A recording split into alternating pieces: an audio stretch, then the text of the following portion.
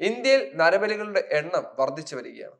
ഇപ്പോൾ വെറും പിഞ്ചു കുഞ്ഞിനെ വരെ ഇത്തരത്തിൽ കഴുത്ത് ഞെരിച്ചു കൊല്ലുന്ന അമ്മയുടെ കഥകളും കേട്ടുകൊണ്ടിരിക്കുകയാണ്. വർദ്ധിച്ചു വരുന്ന ഇത്തരത്തിലുള്ള സംഭവങ്ങൾക്ക് ഒരു പരിധി ഇട്ടില്ലെങ്കിൽ ഇനിയും ഇന്ത്യയിൽ ഇതുപോലുള്ള സംഭവങ്ങൾ ഉണ്ടാകുമെന്നുള്ളതും തീർച്ചയാണ്. കേരളത്തിൽ വർദ്ധിച്ചു വന്ന നരബലിക്കെതിരെ ശക്തമായ തന്നെ നടപടികൾ സ്വീകരിക്കാൻ സർക്കാർ ശ്രമിച്ചിരുന്നു. എന്നാൽ ഇന്ത്യയിലെ പല ഭാഗങ്ങളിലും ഇതുപോലെയുള്ള നരബലികൾ നടക്കുന്നുണ്ട് എന്നുള്ളത് ഞെട്ടിക്കുന്ന വസ്തുതയാണ്. സ്വന്തം ഭർത്താവിനെ അതുപോലെ തന്നെ അദ്ദേഹത്തിന്റെ മകളെ കഴുത്തിനെരിച്ച് കൊലപ്പെടുത്തി നാക്ക് അറുത്തുമാറ്റിയ ഒരു സ്ത്രീ, ഇപ്പോൾ ആ സ്ത്രീക്ക് വധശിക്ഷ വിധിച്ചിരിക്കുകയാണ് കോടതി. തീർച്ചയായും ഇത്തരത്തിലുള്ള ശിക്ഷാ നടപടികൾ ഈ ഒരു കാര്യങ്ങൾക്ക് തടയിടുന്നതിന് വേണ്ടി കാരണമാകും. യഥാർത്ഥത്തിൽ കേരളത്തിലും ഇന്ത്യയിലും സംഭവിക്കുന്നത് എന്താണ്? നരബലി കൊണ്ട് ഉദ്ദേശിക്കുന്നത് എന്താണ്? അന്ധവിശ്വാസങ്ങളുടെ പേരിൽ ജീവൻ തന്നെ ഇല്ലാതാക്കുന്ന ഈ വിശ്വാസങ്ങളെ ഒരു പരിധിവരെ തടഞ്ഞില്ലെങ്കിൽ ഇന്ത്യയിൽ പല രീതിയിലുള്ള ആപത്തുകൾ ഉണ്ടാകുമെന്നുള്ളത് തീർച്ചയാണ്. എന്തിനാണ് ഇത്തരത്തിലുള്ള അന്ധവിശ്വാസങ്ങൾ വെച്ച് പൊറിപ്പിക്കുന്നതും അതുപോലെ തന്നെ ഈ ഒരു കാര്യങ്ങൾ ചെയ്യുന്ന മന്ത്രവാദികളും വിശ്വാസികളും നമ്മുടെ ചുറ്റും ഇപ്പോഴും ഉണ്ട് എന്നുള്ളത് വ്യക്തമാകാത്ത ഒരു സത്യമായി തന്നെ മാറിക്കൊണ്ടിരിക്കുകയാണ്. തീർച്ചയായും ഇതിനെല്ലാം ഒരു തടയിട്ടില്ലെങ്കിൽ ഇന്ത്യ എന്ന രാജ്യത്ത് സ്വതന്ത്രമായി ജീവിക്കുന്നതിനോ അല്ലെങ്കിൽ ഒരു വിശ്വാസം അർപ്പിക്കുന്നതിനോ നമുക്ക് സാധിക്കില്ല. അന്ധവിശ്വാസങ്ങൾ കാരണം സത്യവിശ്വാസങ്ങൾ തന്നെ ഇല്ലാതാകുന്ന ഈ ഒരു സമയത്ത് ഇതിനെല്ലാം ഒരു തടയിടേണ്ടത് നമ്മുടെ കൂടെ ആവശ്യമാണ്.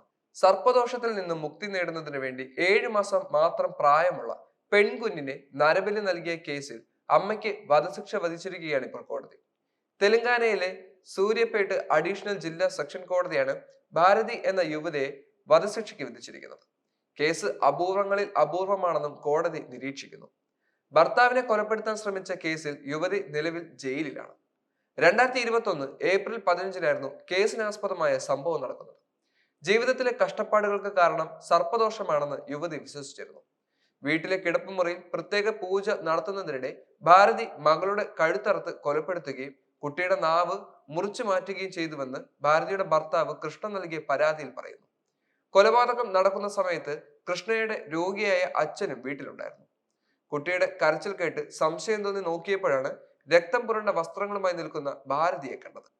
കുഞ്ഞിനെ ദൈവങ്ങൾക്ക് ബലിയർപ്പിച്ചെന്നും സർപ്പദോഷത്തിൽ നിന്ന് മുക്തി നേടിയെന്നുമായിരുന്നു ഭാരതി വിളിച്ചു പറഞ്ഞത്.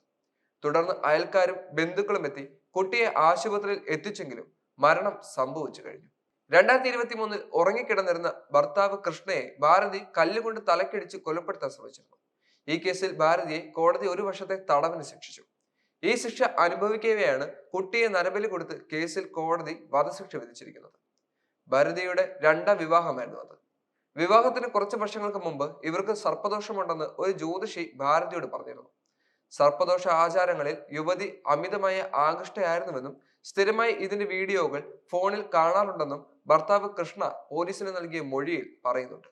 ഹൈദരാബാദിലെ ചഞ്ചൽഗുഡ വനിതാ സെൻട്രൽ ജയിലിലാണ് ഭാരതി ഇപ്പോൾ ജയിലിൽ കഴിയുന്നത്.